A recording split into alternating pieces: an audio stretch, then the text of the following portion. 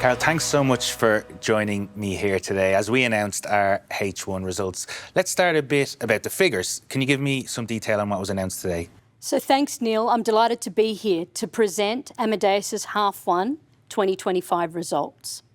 So firstly, a couple of key takeaways before I get into the numbers. Despite a challenging macroeconomic and geopolitical context, we have delivered steady and profitable growth, demonstrating resilience and diversity across our business. We continue to invest in the future of our growth with over 700 million euros spent on R&D, which is over 20% of our group revenue. And we've expanded our relevance in travel by working with leading industry players such as British Airways, Marriott and Accor. So how does that translate into numbers? Well, we have delivered group revenue of 3,260 million euros, which is 8% year-on-year growth. We've also delivered an adjusted EBIT of 973 million euros, again representing 8% year-on-year growth. And as expected, we've delivered a free cash flow of 469 million euros. So all in all, a really successful H1. Okay, Carol, so what I'm hearing is profitable, steady growth. There's always a story behind the numbers, right? So maybe you can give us a flavour of kind of highlights from the first half of the year and I guess how they connect to our strategy overall. Yeah, right. Thanks, Neil. So absolutely, I'm convinced that those that will succeed in this industry are those that deliver reliably, in sync and at scale with the travel ecosystem, all of which are a cornerstone of Amadeus's strategy. But let me just share with you what I've found really exciting in the first half. In airline IT, we have signed our first native order with Finnair, which is aligned with the IATA's One Order standard. We've also extended our collaboration agreement with Ryanair, 25 years of collaboration with our New Skies agreement. If I move to airport IT, in London Gatwick, we are extending our offering with biometric technology.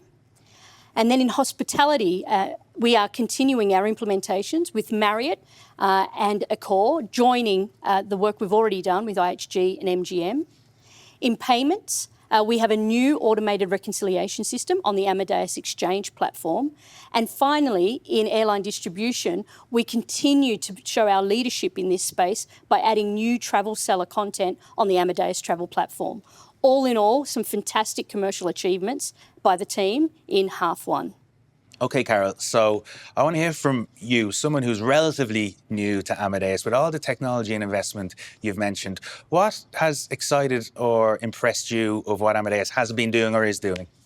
Yeah, well, firstly, the sheer scale and speed of what we do. Did you know, Neil, that we power over 150,000 transactions per second, which translates into billions of journeys per year? Super impressive for the organisation. Our people, secondly, is really what's behind the tech. There's a genuine passion for what we do at Amadeus to deliver for our customers and for the industry at large. And then finally, innovation. It's not just a buzzword here.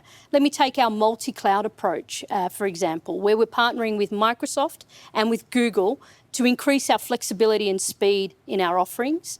And then finally, with AI and generative AI, I'm really impressed with where we've come from and where we continue to go in using, for example, Microsoft's open AI models on Azure to power solutions within hospitality.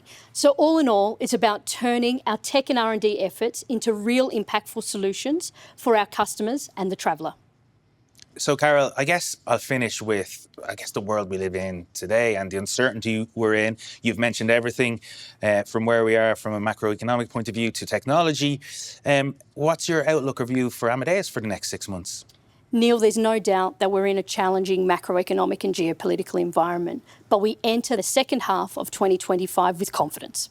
We are on track to deliver within our 2025 guidance range at constant currency, with revenue at the lower end and EBIT outperforming revenue. We'll continue to invest in our long-term future, providing value for our customers and the industry at large. That's great to hear, Carol. Look, thank you so much for joining me today on your first results and our first half 2025 results, and I look forward to speaking to you in the quarters ahead. Thank you, Neil.